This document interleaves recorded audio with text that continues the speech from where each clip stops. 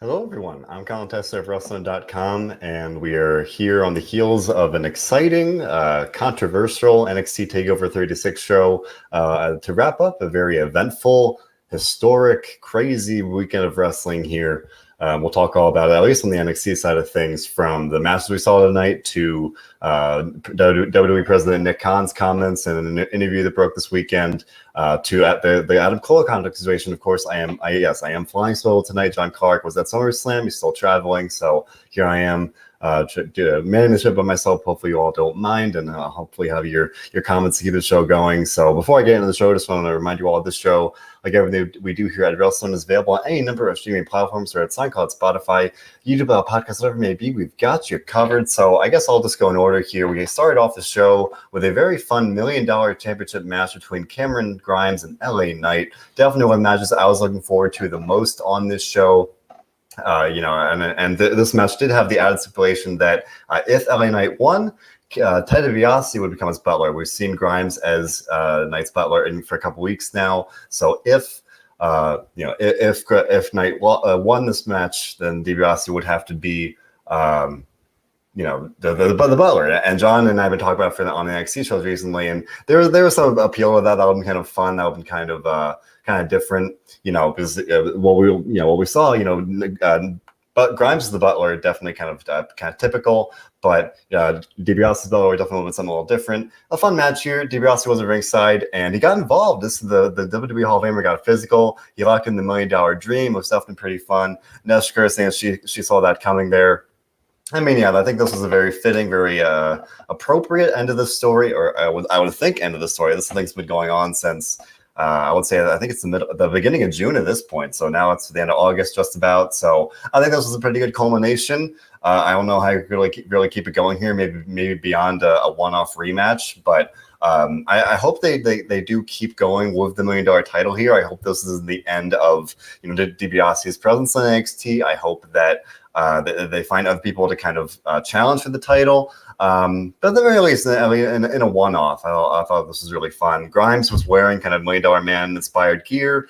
He threw out the butler gear, so that was kind of a nice symbolic thing. DJ Cassier saying the trash can at the beginning was fun. They literally threw in a trash can. So I've been liking Grimes' work here. And the butler gimmick all along. I didn't think that was a great idea, but it's one of those things where you make chicken salad out of chicken blank, I should say. Saul Sultan saying that Grimes is meh, but I've been a fan of his. I think he's doing great work. I think he's a really fun babyface, and I think that if they can find some ways to kind of keep this going, and Neshker's asking who they could have challenge for a title, I don't really know. I think there's some possibilities here. You think of a guy like Santos Escobar. Maybe after this feud with Hit Row that he's currently engaged in. We do know that the NXT roster, I would argue at least, is full of talent, full of it's got a good depth there. So I think anybody really could step up. Maybe somebody. And even in the breakout tournament, I don't know. I mean, really, there are any number of options. It would be kind of surprising to see that if they just kind of like dropped this whole storyline. I think I would expect to see even just something beyond this. Beyond this. And granted, this would be kind of a storybook ending of, hey, Grimes won the title. He and DiBiase kind of teamed up here, and then we can move on. But I mean, why not keep it going? Why not try and find some other potential contenders? Why wouldn't anybody else want to challenge for this title? Want to carry on that legacy? Neshker's wondering Swerve Scott. Kind of on the flip side, I was just talking about Santos Escobar. Yeah, Swerve Scott definitely another good idea there. I like that. I think he's got that swagger. He could definitely they'd have that very fun clash personalities there. So I'd like to see that. I think again, any number of options would be possible. But definitely, I thought this was a fun way to open the show. For me, maybe it's old-fashioned. I like starting the show, good guy winning, this fun kind of storybook moment to open the show. And I think this is a show that definitely needed some feel-good moments. We'll talk about why throughout the show here. But again, between the rumors and now President Nick Khan saying that the major changes are coming, and now the Adam Cole situation, we'll talk about that as well. Definitely, this needed some feel-good moments, and to me, Grimes winning with DiBiase's help definitely was one. So yeah, again, I hope to see them kind of keep going with this. I'm not quite sure how, again, who specifically would challenge for his title. Did you guys say wondering if it could be the winner of the breakout tournament? You know, the winner does get any title shot. Maybe, you know, they would decide to challenge for this title. I mean, even though it's not it's not officially a title, I guess it's a little bit of a gray area there. But they could try and really like legitimize that. I think that'd definitely be something fun to see. But for me, I mean, even with this loss, LA Knight, he'll be fine. He's still a very, very talented guy. Definitely a top star in his own right. He's got the look, charisma, all the reasons that he was a good champion. I think he'll be on to, you know, hopefully he'll bounce back just fine from this. But a good match. It was fun. I like seeing DiBiase get involved. I think that definitely gave the show that good old nostalgic feel to it, at least for this match. So fun opening, and I liked it a lot. Next up, we had the Women's Championship match between Raquel Gonzalez and Dakota Kai. John and I have been talking about this for like in recent weeks, and I said that I really felt like this match, maybe more than any other, was maybe the biggest threat to Raquel Gonzalez, where a bunch of her other title matches, I mean, I hate to say it, but like Mercedes Martinez, not with the company anymore. So that kind of reflects maybe a little bit on her, you know, potential, even at the time, right? I'm saying someone that really could have won the title. Didn't really feel all that likely as a real veteran, as someone that didn't necessarily feel like a long-term play, I guess. That definitely did feel pretty transitional. That we saw her defend against Ember Moon, and maybe a little more. It felt like there was a chance for an upset. And then Xia Li, some potential, but still several kind of transitional feuds here. Whereas now we've had Dakota Kai enter the scene, and you know they've got that history, the bitter feud there. And definitely felt like she was maybe more deserving than some of these other challenges, maybe more realistic of someone that could dethrone Gonzalez there. Did you guys say it's a good question here, wondering who's the babyface? I mean, I think they're definitely trying to establish Raquel Gonzalez as the babyface, where, I mean, Dakota Kai kind of stabbed her in the back. And, you know, that's obviously a heel move. So, you know, to me, that would seem to suggest they were really trying to frame Raquel as a babyface. Whereas, yes, earlier in her reign, she was a heel. She did definitely some heel tactics, attacking people. But at the same time, you know, they did kind of seem to try and go in that direction here. And I think that's trying to expect is now, I should say, it was a good match. I liked it a lot. And now after the match, Kayla Ray comes out, the longest reigning NXT UK Women's Champion. Her move to the NXT Prime brand has been kind of rumored for a while, if not expected for a while. Maybe that's been delayed because of the pandemic, but now here we are. She showed up and confronted Gonzalez after the match, pretty clearly suggesting that she will be, you know, probably challenging for the title. Maybe next TakeOver. I think that could be something to look forward to. And in that case, I'd expect to see Gonzalez framed as the face again. So maybe this is kind of the way to get there, where you have Gonzalez the face, and now this kind of outsider coming in. That would make sense to me. Definitely a good match for Dakota Kai, like on her behalf. I think this was probably the best title match that Gonzalez has had. So this was a nice way to kind of really even more so legitimize her in that sense. So I mean, saw someone saying that Gonzalez is short. We're joined by Bill Pritchard. Bill, how you doing? Hey. Hi. I saw you needed a co-host. I do. I'm sorry. I didn't want to bother you, so I do it solo. I wasn't sure. I wasn't sure if John was home, but I don't know. He's probably at another live event tonight. I think he is. Yeah. We're just talking about the Women's Championship match. Yeah. The one comment got my attention that nobody really knew who the babyface was going in. So yeah. I mean, it was an odd dynamic, but I liked it. I mean, I was surprised that Raquel won. Like, I honestly thought they were going to do another thing where she chases Dakota as champion. And I even said earlier, you know, maybe Dakota gets like another muscle, like whoever that might be. But I mean, the way that they did it, like, I don't want to get into it as far as like what they did last night, what they did wrong and right, but like they had a match, there was a decisive winner, and then the tease at the end. Yeah. And I feel like this is kind of what this is what people wanted last night. So yeah, this is kind of, I mean, to me, that's how you kind of set up the next thing. And I don't want to, again, get into the weeds here, but I feel like a lot of times NXT does some of these things better in some ways, and, you know, plenty of things for SummerSlam, you know, weren't ideal. And I think this was all in all a solid show. Here you had a good title match, and you set up the next thing in a pretty fun way. So I like that. Something else a lot of people seem to like, perhaps the match of the night, was Ilya Dragunov defeating Walter for the NXT UK Championship, ending Walter's 870-day reign as the champion. Bill, I think you tweeted during the show, this was the 6th longest championship reign in WWE history, which is pretty crazy to think about. Even with the pandemic, that's definitely a very historic accomplishment for Walter. So this was, as you would expect, a very brutal match. It was a rematch of the first match from, I think that was NXT UK back in October of last year. And that was definitely a match to contender then. So definitely had that expectation going into it. It's also agreeing it was the match of the night. It was physical. It was brutal. Both guys just threw everything they had at each other. Walter's brutal chops, Dragunov with some really physical offense as well. And in the end, Dragunov made Walter tap out. And I did some quick research, and this looked like the first time that I could see Walter had tapped out since 2017, ironically in a match against Riddle. I'm not like 100% positive on that, but as far as my research goes, that's what I could see. And that really made this even more significant, that not only did Dragunov end this lengthy title reign, but he also made Walter tap out for the first time in, I guess that's just about 4 years now. Bill, what do you think of this match? Yeah, I don't remember when the last time he tapped out was. I think you might be right on that, but I mean, that speaks volumes right there. Like, if he's going to lose, it's, the last match they had was referee's decision, and I think it just, it's a huge accomplishment. I mean, he had the title for 870 days. No matter how you want to look at it, it's still 870 days. 6th longest title reign of any title that they've ever sanctioned. So Dragunov beating him says a lot moving forward, what they think of him.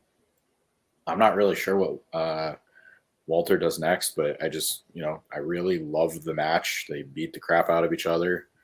They did the interview with Dragunov after. I mean, his chest is blown up and he has, has a nice gash above his eye. So it's exactly what it needed to be. It was a, well placed on the card. It was a fight in every sense of the word. And I'm actually looking forward to seeing what they do moving forward with the title. They're, even though we got a decisive victory, there's still a lot they can do with it. Yeah, I mean, I think you could even throw in a rematch for Walter, build somebody new up on NXT UK. John and I have been talking about in recent weeks, now that they're doing this kind of block taping for NXT, at least in the short term, there's some potential for Walter to be on NXT even in the short term. Maybe they can kind of capitalize on having him stateside. They're doing tapings this week, so that's, it feels like a possibility. But, overall, it feels like there's a kind of like a fresh start for NXT UK in the sense, because Walter's just been champion for so long. And now this is kind of a changing of the guard, kind of what we saw when Pete Dunne lost the title. Did you guys say wondering if Walter could join the main roster as a potential ratings ploy? I mean, I think that's been a point of conversation for a while. But Walter has made it pretty clear that he is not really interested in working in the States, and he even kind of doubled down on that in a recent interview. So I feel like it's possible, but if not necessarily likely. I mean, if the guy's saying is he doesn't want to work in the States, there's only so much they can really do to make that happen, right? I feel like kind of almost has to stay in the UK in that sense. And even then, as a ratings ploy, I think that's not necessarily. I don't think that'd be their motive. I think if anything, it would be they'd want to shake things up. And again, I feel like Walter's kind of driving that there. So unless the day comes where he's really willing to go to the States and work full time like that, I feel like we're kind of probably going to get what we've been getting, where he's occasionally pops up in NXT Prime, and that's kind of what we got to look forward to. Speaking of things to look forward to, I mean, we'll talk about the match, but then we'll talk about Adam Cole's future. We had the Undisputed Finale, Adam Cole, Kyle O'Reilly, essentially a 3 Stages of Hell match. It was a standard match, a street fight, and a steel cage match. Of course, all the buzz and rumors surrounding this one being that Adam Cole's contract was set to expire this weekend. So before the match, heading into it, I think I know I was, and I would think most people were kind of thinking, okay, if Cole loses, pretty clear that he's going to be leaving. If Cole wins, maybe he resign a new deal. As you would expect, definitely a very fun match. These two guys know each other very well. Lots of history there. Two of the very best, delivered a very takeover fitting match. In the end, Kyle O'Reilly won. O'Reilly won the first fall very, very quickly. Cole won the second fall in the street fight. And then, they went to this third fall for a steel cage match. And it kind of surprised me that the live fans were pretty upset with the way it ended. O'Reilly kind of made Cole tap out while he was handcuffed. It felt a little sudden. I mean, that's kind of how I viewed it. But I wasn't as upset as the live fans. The fans were chanting that it was BS. I think they were a little, maybe they thought it was a little anticlimactic, but I thought it was a really good match. But of course, that does beg the question. I mean, what's next for Adam Cole? I mean, right after the match ended, we saw a couple new reports breaking that as of this morning, Adam Cole has not signed a new deal. And of course, that kind of begs the question: is this the end of Adam Cole's run in WWE? I will comment on the match ending first. I don't see the big deal. Like, I thought it was creative, and I'm leaning more, giving more attention to. I thought it was creative than it was illogical, because he's like handcuffed, and maybe that move should have, both hands for grip or whatever. But I really don't care. I liked it. It's not an argument that I really care about winning right now, but I mean, if you think Cole's leaving, even if he's not, like, it seemed like this was O'Reilly's to win. Like, they want to build him as a star. They already know what they have in Cole, no matter what he does. This from the beginning, like, since Cole turned on him, what was it, months ago? Yeah, like, February. It's kind of been set up where it seemed like O'Reilly was going to win no matter what. Like, right. The final match. So he won. He's elevated going forward. And then there's that question of what happens to Cole. I mean, I think he's gone. I think he's done everything he can in NXT. You can't ignore what's going on with the roster stuff. And I guess we'll find out Tuesday if he's around. But yeah, I mean, I think it was a great decision. Kyle O'Reilly gets a big win. Yeah, I mean, to me, we've seen Kyle, he's held his own with Finn Balor. He's beat Adam Cole before, but having this as kind of the undisputed finale, as I was saying about Ilya Dragunov winning, this definitely being kind of a changing of the guard moment, especially if Adam Cole, I mean, no matter what, I think it's fair to say that he's leaving NXT. Like, it feels like there's a small chance he's going to the main roster, but it does feel pretty likely that he's probably gone. In that case, that kind of this win for Kyle O'Reilly kind of helps solidify him as kind of maybe in some ways the flag bearer. Maybe not as much as Samoa Joe. We'll talk about Samoa Joe in a minute, but in a different way, kind of this guy that's been there long, and this guy that's the top guy, right? In some ways, the face of the company in that way. But yeah, I mean, unfortunately, I'd be surprised if Adam Cole stuck around at this point, just based on everything that's happening. After we talk about the main event, of course, we'll talk about the Nick Khan interview where he said there definitely is a revamp coming into NXT. So having that, like I would imagine there was probably some discussion about that internally before that the interview even came out. So I'd imagine a guy like Adam Cole was probably aware of that, and that could have been a factor in his thinking regarding his contract. If he was like, let's talk contract after I watch this. Yeah. And there's a good one. There's that piece. I think the only way this is ever going to happen is if he signs with AEW and that forbidden door is still open. Right. Otherwise, no. No. I love Impact. He's not going to Impact. It's either WWE or AEW, or maybe he does a couple spots in, Japan, and I don't know. I feel like, the Bullet Club stuff will kind of sway his decision a little bit, but yeah. I mean, stuff like that right itself. I mean, you've got the Britt Baker aspect, you've got the Bullet Club aspect. His friends are in AEW, and then beyond that, you just mentioned the Forbidden Door stuff, where if he goes to AEW, that kind of would pretty naturally set up him working with Japan. I like to see this coming. So also saying Cole go back to Ring of Honor. I mean, hey, yeah, it's 2021. You never know what's going to happen in wrestling, but I feel like that's even less likely than Impact in some ways. I hate to say it, I just because at least of Impact, it'd be kind of a new journey for him. Whereas he's been Ring of Honor, he's been world champion, he's done a lot of stuff there. It doesn't feel like he has any real kind of connection there beyond his past work there. I don't know. As a Ring of Honor fan, would love to see it, but I think the AEW poll would be too much at this point. Rob and I were talking about on the SmackDown show.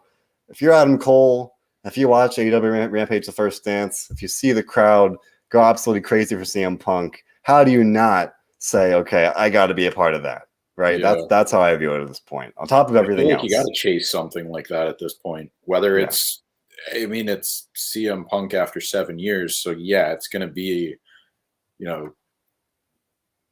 have your expectations in check. Like, nothing against Adam Cole or anybody, but like, you're still going to want to chase that. Like, you want that for yourself. So, I would say that's going into his decision just as much as I joke about watching that interview today. Like, if he's not under contract and he hasn't signed a new one yet, you're going to pay attention to anything. So, yeah, absolutely. So definitely this upcoming week, which we would think would be pretty telling, whether we see Cole on Tuesday, whether any new news or reports come out, definitely worth keeping an eye on. Just have to kind of wait and see what happens with that. Finally, the benefit of having a shorter card for TakeOver, the main event, the fifth match, the NXT Championship match between Samoa Joe and Karrion Kross. Definitely, this has been a pretty fun story. Samoa Joe returned to NXT after getting released earlier this year, then coming back to the ring for this. First time he's wrestled since February 10th, 2020, battling various concussion issues and everything. A fun clash of two powerhouses. Maybe a little shorter than I was expecting. I mean, I wasn't expecting a long match or anything, and we definitely got two lengthy matches with the UK title match and the Cole O'Reilly match, but fairly short for a main event title match like this. But in the end, these guys threw everything at each other. Kross, kind of survived the Cochina Clutch. Joe survived the cross jacket. In the end, the Muscle Buster helped Samoa Joe win and become the first 3-time NXT champion in the brand's history. So definitely a very a good moment for him. He deserves it. He's back in NXT. And he, kind of has regained his status as the top guy on the brand now. So definitely, as a fan, fun to see. As a Samoa Joe fan, as an NXT fan, this was definitely a feel good moment. And again, definitely a show that needed it. Again, with all maybe the negative buzz around NXT at this point, I think this is how the show had to end. Granted, John and I have been talking about it recently. I think some of the shine came off this match when Kross got called up to the main roster and lost Jeff Hardy in his first match, and they've kind of perhaps mishandled his run on the main roster at this point. But still a fun match. Still, I've enjoyed the story, even despite that. So, Bill, what did you think about Samoa Joe winning? And I guess I'll pair that with: is it fair to expect this would be kind of Kross's send off, given that he's already been called up to Raw? Yeah, I think. Unless we get like a really, really quick rematch, he is getting called up. I like Joe winning. I don't, if I'm looking at it just tonight, I like it. If we're looking at it as a whole, I don't really know.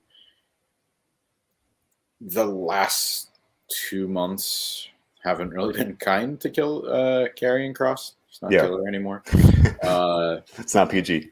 But I think, fresh start, and now it's established that he's on his own. I like, I like the entrance. I don't like that they took it away from him so quickly, because all that went into the entrance, like when you just immediately strip that away, it's like, oh, this guy is like kind of ordinary without it. And it's a reaction to taking it away. It's not because he's ordinary. It's just, it's kind of the same effect as like when they took the demon away from Finn Balor. It was like everybody's just waiting for him to put the makeup back on. But then once you establish who he is and give it a solid run, like Finn Balor's doing amazing work, and I haven't heard anybody ask for the demon in a long time. So I think working with Joe was a really good way to kind of set the right tone for Kross.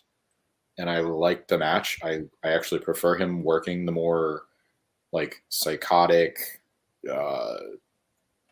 I don't want to call him a shoot fighter, but like I like this stuff more than the supernatural and the entrance, even though it was a good entrance. I just prefer him in this role, and I think it's going to help him moving forward no matter what he does. And I mean, Joe working with anybody is going to be fun.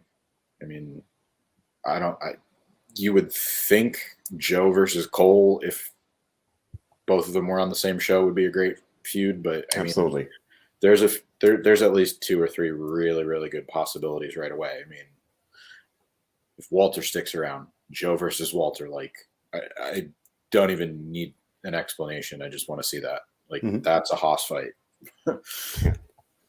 You've got that. I think of O'Reilly kind of coming off of this big one tonight. I think of Johnny Gargano, probably one of the last top guys in NXT. Tommaso Ciampa. Definitely some possibilities there. For me, I see what you're saying about Joe. Kind of like we're seeing maybe this different side of him. I'm stubborn. I miss Scarlett. I want to I haven't heard anything about where Scarlett is. And I think that she's such a big part of his character that that's been pretty disappointing to see that stripped away from him. And I'm not sure if they're going to bring that back, if this is a temporary thing. I really just don't know. We're getting some comments saying Scarlett wasn't cleared by the medical staff. I mean, if that's the case, I hope that she's all right and she gets cleared soon, because I think that Joe's much better with Scarlett by his side. Or not Joe. Cross is much better with Scarlett by his side. And hopefully, that she'll get, in that case, she'd get called to Raw with him when he does move up full time. Definitely, I like the idea of Walter and Joe. I like the idea of, again, Gargano, Ciampa, and O'Reilly. A couple of probably the best options they've got available, especially if Cole does leave. But they do still have some good depth at the top of the card there. So definitely looking forward to see what Samoa Joe does as the champion. Also, before we talk about these, I'm going to throw out one really quickly. Diamond Mine. I feel like somehow, I don't think it would take a lot of work to set that up, Diamond Mine and Joe. No. I mean, Roderick Strong's been built up pretty strongly. I think you could, set that up nicely. You've got that history with, 2 former top guys in Ring of Honor. I think there's definitely a lot of appeal to that. I think that'd be a great match. I think that's definitely, if not like a, right away TakeOver main event, definitely an NXT TV main event they could really do. And if they build Strong up even better from here on out, maybe that's something they could do in the fall. I think that's definitely, there's some appeal to that. And I like to see it. I think that'd be really good as well. But overall, before we talk about the NXT revamp or not even rumors at this point, pretty much confirmation from Nick Khan, what would you rate the show overall from scale of 1 to 10?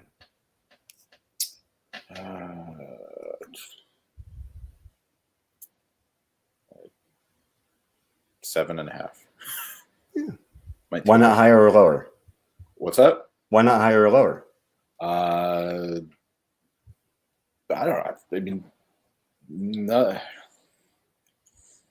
I don't want to say I'm taking off points because it was just another good NXT show. I thought it was solid. There was nothing. I don't know. It was average. Yeah, I mean, and average is good for an NXT takeover. There was nothing that was like truly, above and beyond like grabbing my attention. Yeah. Oh no, I would agree. For me, I don't think NXT. Maybe I'd go an 8, but yeah, for me, I wouldn't say it's like a 9 or a 10. It was just a solid show, but I think it's the third huge show, and this is just, keep in mind, like, third major show that I watched. Yeah, right. Like, there's also New Japan Strong and other, like, Impact. We had to watch Impact, SmackDown, AEW Rampage on Friday, SummerSlam on Saturday, New Japan, SummerSlam, and this. So it's kind of like, I think that whole, just feeling a little overwhelmed. Like, if you ask me tomorrow, I'd probably be like, yeah, Raw's like, I'd probably score Raw better. Just because I saw 3 nights of really just quality stuff. Yeah. No, that makes perfect sense to me. For me, I think NXT kind of runs in that problem where just putting on solid takeovers all the time, it's hard to really be above average when like you kind of expect it to be a good show like that. For me, eight's my average good number, and so Neshkir's giving it an 8 as well, and so also an 8.5. It feels like people seem to be fairly happy with it. Laura Rog an 8.9, Benjamin A. Jones with a 7.5, saying just the Drago match should get more than 7.5. But I thought it was a very good show. I mean, a very good show, at least in the sense of kind of a average slash, maybe on par for what you expect from NXT, which is a good show. So before we get out there, definitely got to talk about these comments from Nick Khan. I pulled up the article I wrote about earlier today. I'm not going to read the whole thing, but definitely some of the big takeaways saying that they are doing a complete revamp of NXT led by Triple H. And the big focus is that they want to kind of revamp the system, not beyond the NXT show. They're going to give it a new feel, new presentation, a new look. But even beyond that, developmentally, he said that they're going to really kind of not focus so much on independent wrestlers and more focus on other sources of wrestlers. And if you read between the lines, that would seem to suggest that they're basically going to be looking at non-wrestlers, people with less wrestling experience, and trying to kind of shape them and train them in the WWE style. And that news came out earlier today, and that's already become a big point of controversy among fans, among the wrestling world. So I've got to ask Bill, I mean, what do you think about that, between completely revamping NXT, the show, and then supposedly what sounds like pretty drastic changes to overall developmental? Because this is a system they've been using for years now. Yeah. I understand it if I'm looking at it from their perspective. Like,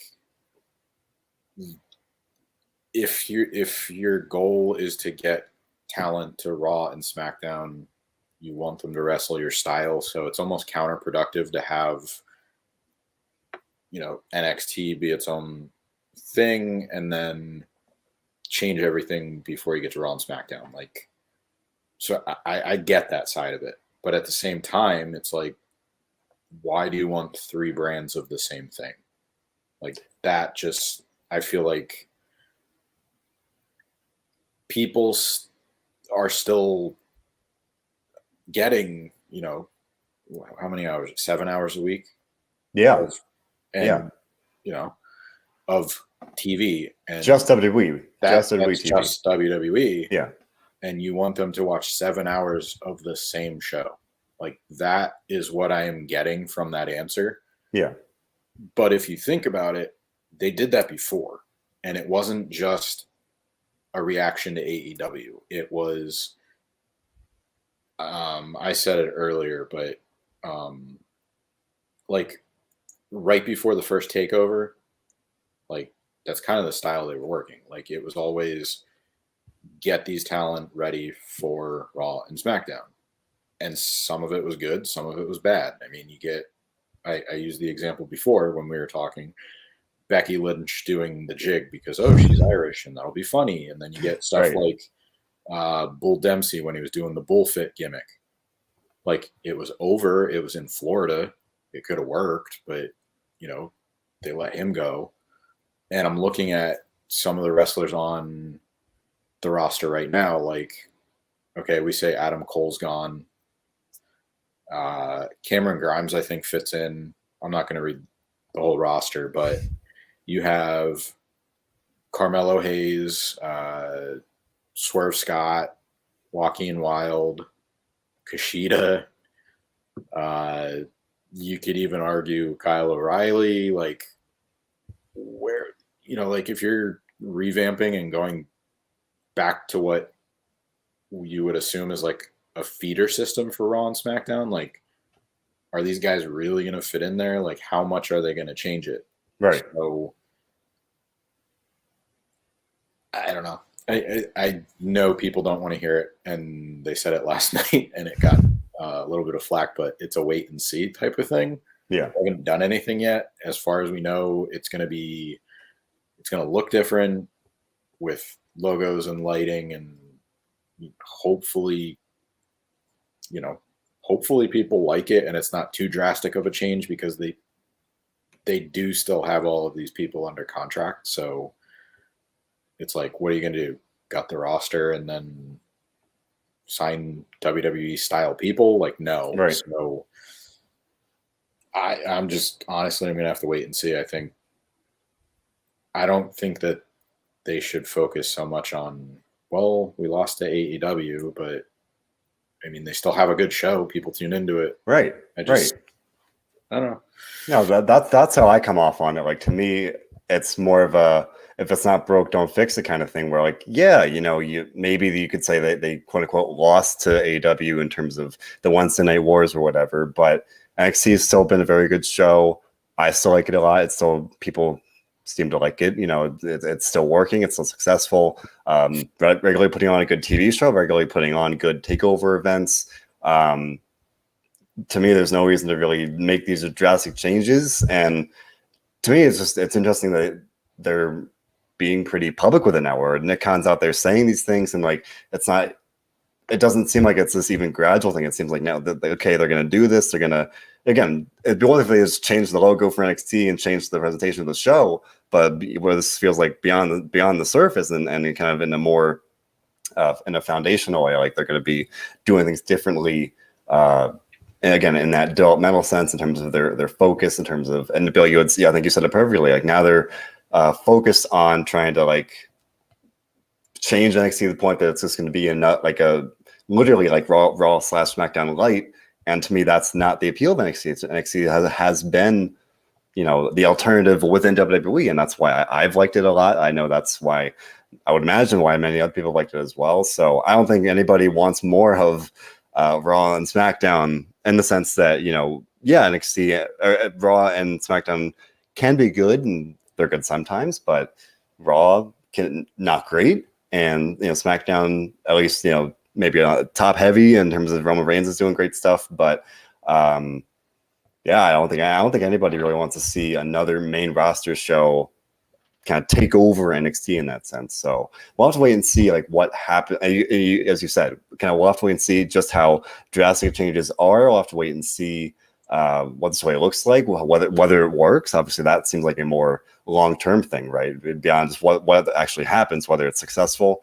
But definitely a time of change, a time of uncertainty again, with these changes, with now in the Adam Cole situation, all these things.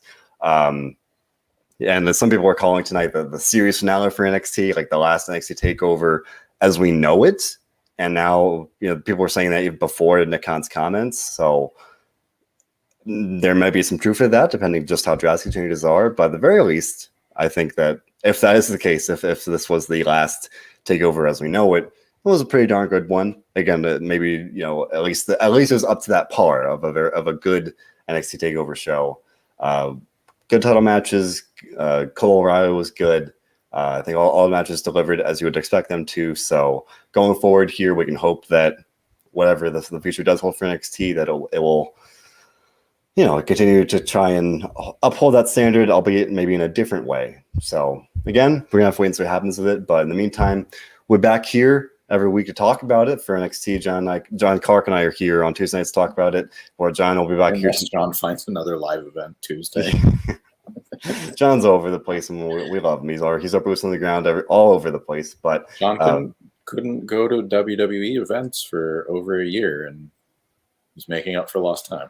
As he should, Right. It's if you can, if you want to, might as well live it up and enjoy the fact that wrestling's back, fans are back, and make the most of it. So in the meantime, I'll be here on my couch talking about wrestling here.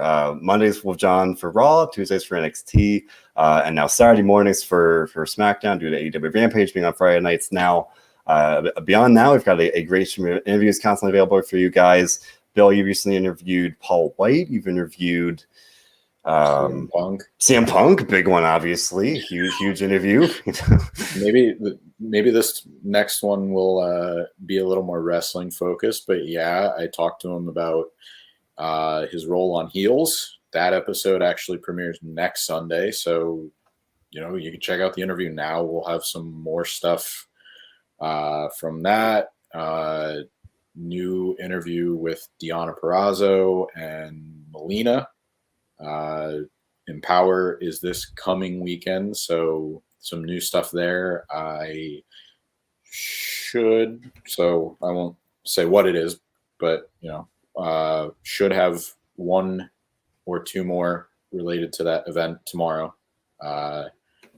Not recorded yet, so that's why I don't want to say it. But yeah, this was a fun weekend. We have a lot of content, a lot of exciting things going on in wrestling, and then NWA has a big weekend next week, so still a lot more to look forward to, and All Out in 2 weeks.